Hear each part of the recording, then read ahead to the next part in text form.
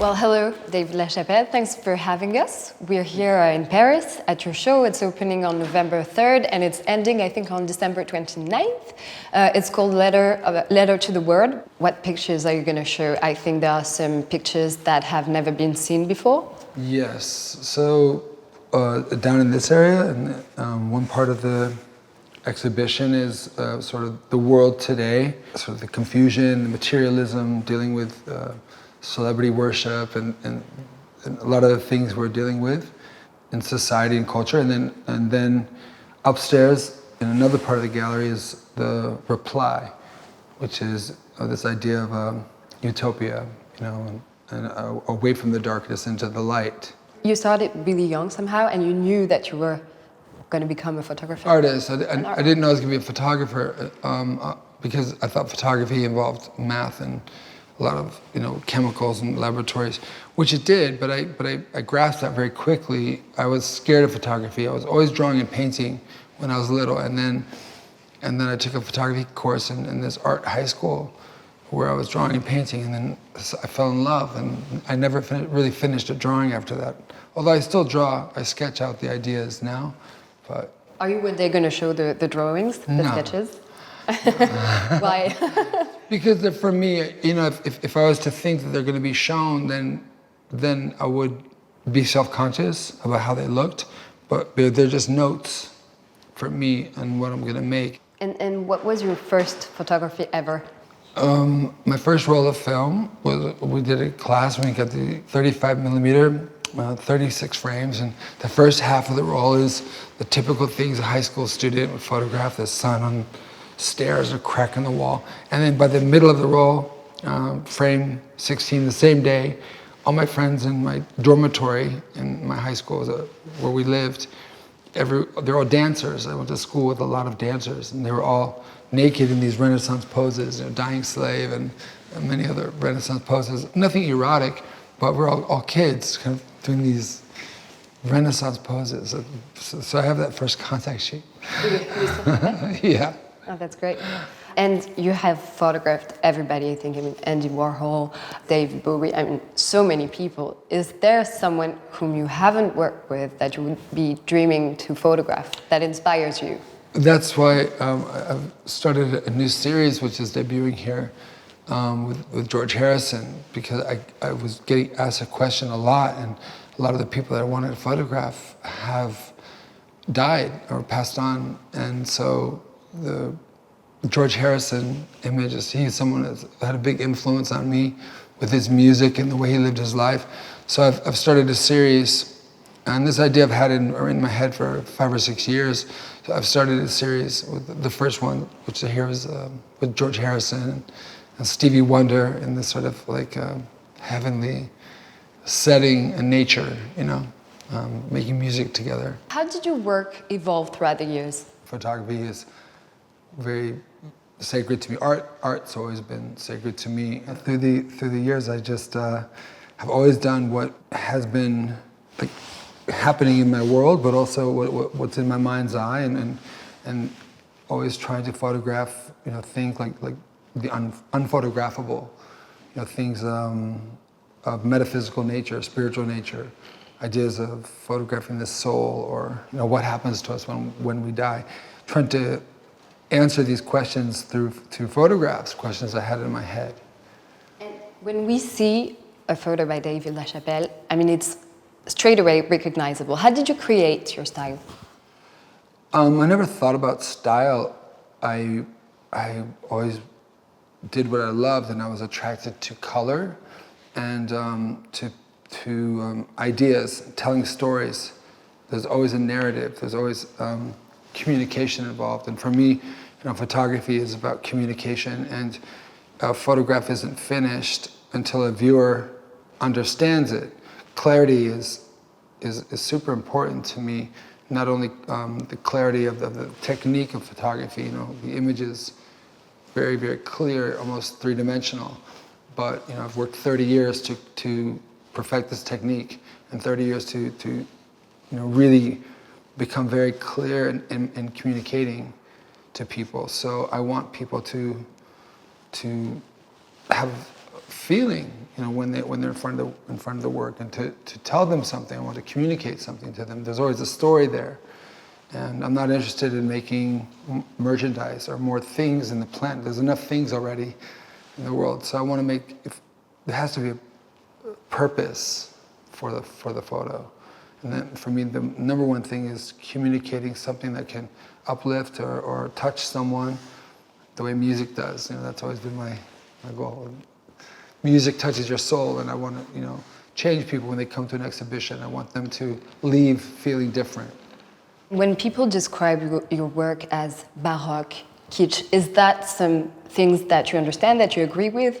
I'm concerned with the subjects of the day, the times that we're living in, and metaphysical questions. So to answer these, I use tableaus, which is the sets and the scenes, and to talk about the materialism of the times, and then I'll go further than that. In the last 10 years, working on this idea of what is, this utopia.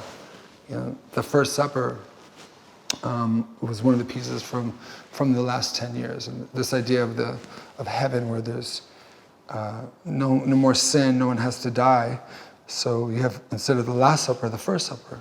Yeah, to go further in that idea, your work is very colorful, but there's always a darkness in it, considering what you criticize. So you criticize materialism, but what other things do you criticize? Well, I don't see it as criticism. I see it as sort of just documenting it, but not as a journalist, documenting as an artist.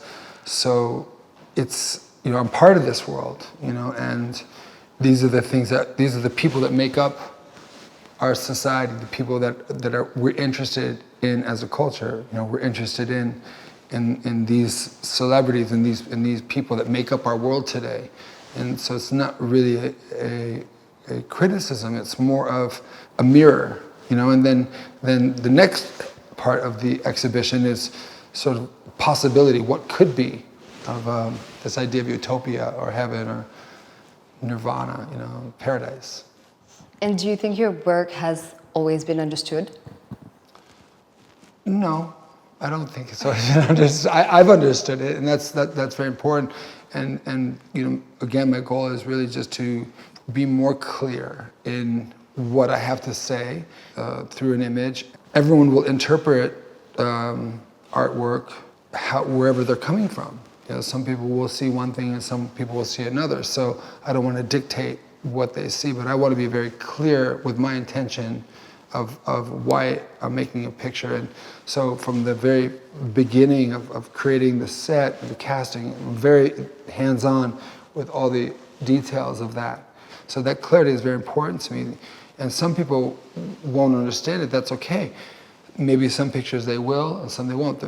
Probably no one is going to understand everything, that exactly how I'm saying it, because we're all coming from a different perspective. The same way a song might touch you in a certain way, and a song may touch another person in a different way, Depends on your life experience, I think. Definitely. Did you personally suffer from the fact that pop culture was maybe neglected by art galleries and museums at first? I don't think that there is a pop culture. I think there's only one culture. And I think museums and galleries like to believe that there's high culture and low culture and pop culture. But really, culture is what a society is looking at, what a society is focused on. And that's what culture is. And that's where the impact is.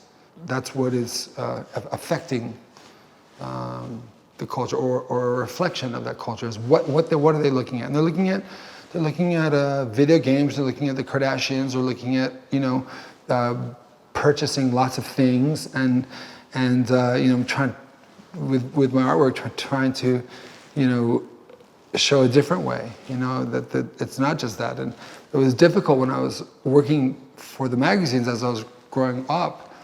I started thinking differently about this idea of happiness comes with your next purchase or your next pair of shoes or whatever, and I didn't believe it anymore. So it was a paradox. I was living in this paradox. I was trying to, questioning this imbalance that we have with, losing spirituality and just, being all involved in material gain and greed, which is sort of ruling the planet right now, and we see what's the results of that are happening. We're living in a very different time than our parents and grandparents, and although every generation's had its challenge, whether it be World War II or the Vietnam, or going all the way back, but this time we're facing something globally altogether. We're facing questions of our survival, and there's so many issues facing us right now.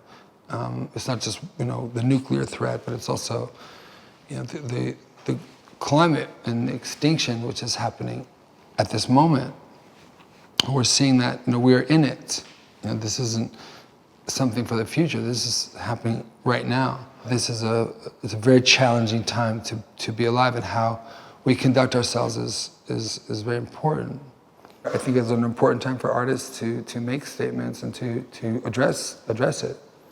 So in darker times, that's when it's the best times to create somehow? I don't know. I mean, if darker times are the best time to create, I think that I had to get past a certain amount of kind of mourning for sadness, and get past that and try to make images that would bring light and show humanity at its best, and show this idea of heaven, and for me that what instigated that was the darkness of the world, and the escape from that, to someplace better. Richard Avedon said that you were the René Magritte of photography. Is that something that you agree with? Because I think your photos are like paintings, really. Yeah, there's an element of surrealism in the work, but that's just part of the story. What's the other part? Renaissance, I think, maybe? Since I was a child, in love with the Renaissance and with the Enlightenment and all that implies, it's almost feels like we're in a time now of a new type of dark ages. The hope of a new Renaissance, and hopefully it will come from the artists. It's not coming from the politicians or the newscasters. So maybe it will come from the poets and the artists of the world. Who gave you your first chance at photography? Well, I was showing in some small galleries in New York when I was very young, 17, 18. But the first home, was Andy Warhol's Interview magazine, and I worked there for 4 years, up until when Andy died. And I wound up doing the last portrait, sitting with him. The thing I really learned being around Andy in that world was not something he said, because he did say some things to me, told me to make everyone look good. What I did in photographs is make everyone look good because people want to look good. That was one bit of advice. But I think what was a stronger impact, in a sense, was watching the fickleness of society and the art critics, and how people treated Andy when he was alive, because he was very accessible, and they didn't really respect him, or the critics were very dismissive and putting him down very much, like seriously, not people were not buying his work in America at all. He was considered like a has-been, and a lot of people forget that. In the 80s, that's really the sentiment. Not so much in Europe or Asia, but in America, that was it. And so I saw how fickle people were. He wanted a show at the Museum of Modern Art. They never gave him that show. His whole life, he wanted this. That was his hometown. And then when he died, the museum then gave him the biggest one-man show in the museum's history. It was dedicated to Andy 2 years after he died. Everyone walked around like, oh, we forgot. He was a genius, So I saw all this, from as a young person from a distance, and really had a strong impact on me. So is it why you're trying to remain an outsider in the art world? I'm not really trying to remain an outsider. I just am. Kind of always sort of have. How come? I don't know. You have to ask them. I do what I do. I don't do work that's popular, like figurative work, really went out of style a few years back, but it didn't affect me because you know, I'm not making work for sales. I'm making work that I believe in. It's work I want to make for everyone, not just the art world or the fashion world, or you know, these smaller worlds. I want to make pictures for everyone to get, you know. So I don't pander to just creating work for collectors in the art world. You talked a lot about nature. You decided to move to Hawaii a decade ago somehow? 11, 12 years ago, yeah. Yeah, 12 years ago. Why did you decide to move to Hawaii? Well, I've been going to this place in the jungle, in a very isolated part of Hawaii, and I really fell in love with it. I've always loved nature, always loved being alone in the woods. When I grew up, I spent a lot of time alone in the woods, and you know, solitude is really important for me. I just love being in the water and being in the jungle and spending time by myself, and then that became a backdrop for the pictures of heaven, because to me, I'd wake up and I'd look around and it felt like I was in heaven. So I started, you know, making these images. And at some point, was it also that you were refusing to make pictures that were selling people, products, you were like rejecting capitalism somehow? I didn't actually finish high school, so I had nothing to fall back on. And so sustaining myself as a photographer was a really exciting thing, and I learned how to communicate through magazines. But that after a certain point, my ideas were kind of outgrowing the magazine. You know, I wasn't just showing a dress, I was showing these tableaus. So I knew that I'd have to stop at some point. I just felt this need to, you know, even though I was at the height of that world, contracts and all the dreams I ever wanted as a photographer, I felt that it was time to change my life. And then I moved to Hawaii and started farming. I didn't realize that I could show in galleries again, and then I got a phone call after 6 months of there, and from a gallery saying, would you like to show? I said, well, I don't do that anymore. And so, celebrities, and you know, but I think by following my heart and my instincts, leaving photography when I did against everyone's recommendation, you know, people were saying, what are you crazy? And you know, this is everything you ever worked for. But you know, I knew in my heart that it was time to go, because the passion had like left. Although I still like doing things from time to time. It helps keep the studio alive, and it keeps me like on point with my photography. You know, it keeps me sharp. And I'm really curious, but what's your daily life like in Hawaii?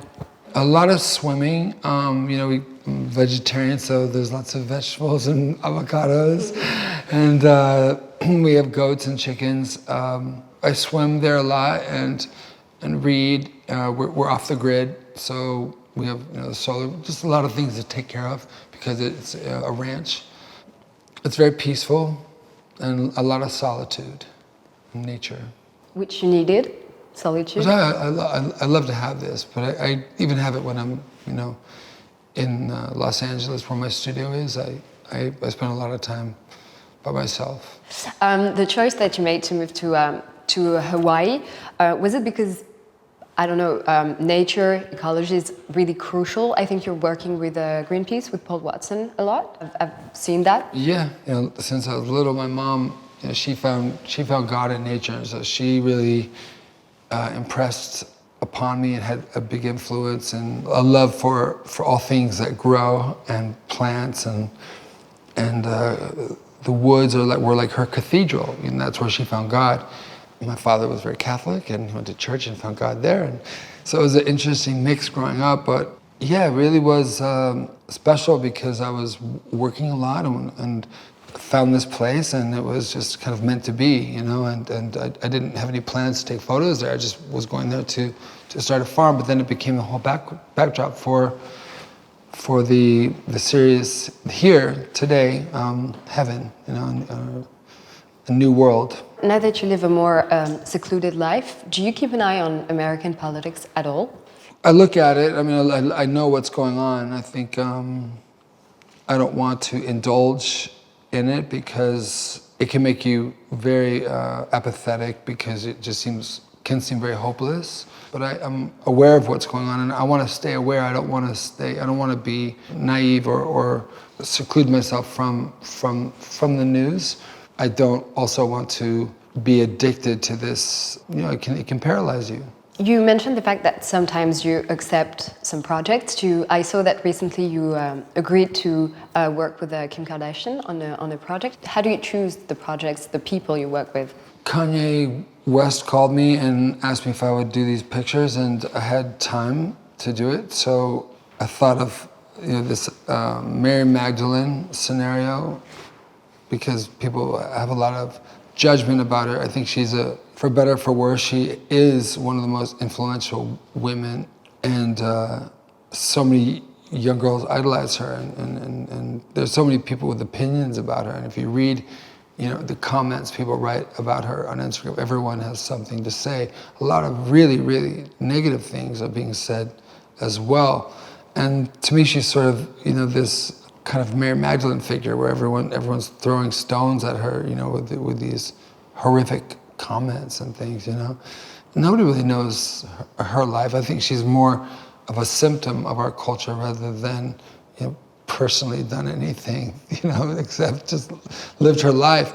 And yes, it does represent materialism, and it does represent excess and all these things, but it's turned into this aspiration for so many people, and they aspire to have a life like hers, and they even make their body like hers, try to shape their body through silicone like hers, and try to, accumulate as many things as possible, and even have their voice. They sound like her in America.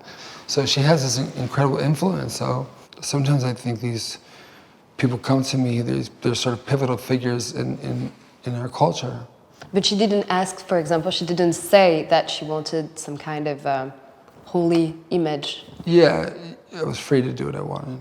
And you also agreed to work with Travis Scott on his album cover. How did that go? How did you choose this album cover? He was very collaborative, and he works with a lot of artists that I like, Frank Ocean, and I was telling him how much I love Stevie Wonder, and he put Stevie Wonder on his album, playing the harmonica. So it was a really interesting collaboration. It was really fun, and I enjoyed it very much. At some point you said that celebrities were torturing you, and that you started to run away from them. So do you have a love and hate relationship with celebrity? Well, no, there was the people around them. Mostly it was really the pressure with the publicists and stuff. When I was working for magazines exclusively, 15 years ago, there was these people around these celebrities like Britney Spears or whoever, Madonna. It was so much pressure and, that type of environment. So I wanted to get away from that, and I did, and stopped all that. But now I can choose what I want to do, and I can step into it, which keeps me, in the world, but not, a slave to that world. You took a lot of pictures of Michael Jackson. I think you may know there's an exhibit in Paris very soon. And I was wondering, was he okay with the idea of being pictured as an American Jesus? He's depicted where Jesus is holding him in the Pietà. And the Pietà is a symbol of greatest loss. So, a mother losing a child, or it's a symbol of greatest loss. And in my depiction, Christ is holding Michael because we lost a very great artist who was innocent and who was like a modern day martyr. The way he was vilified and accused of things he didn't do, really hunted. It was like a televised witch hunt. And this was an innocent person, gave hundreds of millions of dollars to children's charities and gave so much pleasure to the world in the form of dancing, and became the most famous person in the world. And his downfall was people were just, obsessed with watching his destruction. And I think we have to question ourselves. We have to question, why do we enjoy watching people go from great heights to watching them fall? It's almost, we get this perverse enjoyment from that. These people that gave so much to the world. And I looked around and I looked at a lot of the performers, Whitney Houston, so many people I've worked with, Amy Winehouse, they gave more to the world than they got back. somehow from what you're saying, I feel like you're their best lawyers through pictures and through photography. You're defending them somehow. I'm talking about Michael Jackson, but in a lot of other pictures, there's a lot of religious imagery. Are you a believer? Yeah, very much so. How is that important to your work? Because it seems for many people a paradox, because there's a lot of nudity, eroticism. There's nudity in the Sistine Chapel as well. I know, but still, some people are shocked because. But that's not my problem. I mean, if nudity shocks them, but violence and the video games and all these, the most popular TV shows in America are like American Horror Story, which so much gratuitous violence, it's obscene. A generation ago, or in our parents' time, would have been considered like not okay, is accepted today. And nobody cares what their kids are watching or what they're putting in their minds. And so much cruelty and abuse. So many stories about serial killers, whether they're fictional, whether they're docu-series. We're inundated with murder, and we're inundated with stories about murders. We're inundated with stories about torture and corpses, and this really morbid fascination with how many ways we can kill each other as human beings, and somehow that's okay, but a naked woman's a problem. So that's not my problem. That needs to be examined. So that's why I feel that we're in the new dark ages today, because when the body is something's wrong with the human body, something's wrong with us, because we're part of nature. And Michelangelo said that the beauty, proof of God existing is in the beauty of man. I think that the nude figure has been so commodified in photography, especially through pornography and things to be bought and sold, that people, when they hear of the word photography and nudity together, they automatically think it's something erotic, or they think it's something pornographic, or it's something to be about commodification of the genitals and all these things. But in my photography, it's the ideas of the Renaissance. And I wanted to talk about other photographies. For instance, when you see Eminem with the dynamite stick instead of his penis, or Tupac in the shower, it's really intimate. How do you convince them to trust you, to give you everything? Well, those are two very different shoots. With Slim Shady at the time with Eminem, that was more of a joke. I was working in magazines. We were just having fun. And with Tupac, it was much more of a sort of a spiritual idea. This idea of baptism or cleansing. He was coming clean. He'd just come out of prison, and he was being very honest about his life and really being very open. And so it was sort of this sort of baptism where he was kind of in the shower, praying. But still, do you have to create some sort of intimacy to get something that you wouldn't get just by talking to people?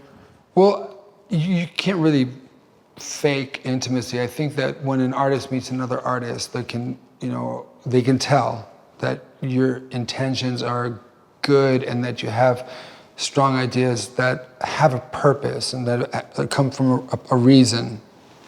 Even if that reason is to make someone laugh, as in the case with Eminem, or with Tupac coming clean. Why do you want to shoot me in the shower? I said, because I want to show you like baptized, it's renewed, and starting over. So he understood. I never just have a random idea for someone. It's always based in something that I know about that person, and it's not just happenstance. It's thoughtful, and I've thought it through, and they can feel that sincerity in the intention of the photograph, and when they see that and meet me, they realize there's a trust. And that's where the intimacy comes from. Was there a time in your life where you stopped taking pictures, or do you always take pictures? I don't always take pictures when I'm not inspired. Sometimes you need to take a break, and I know the inspiration will come again.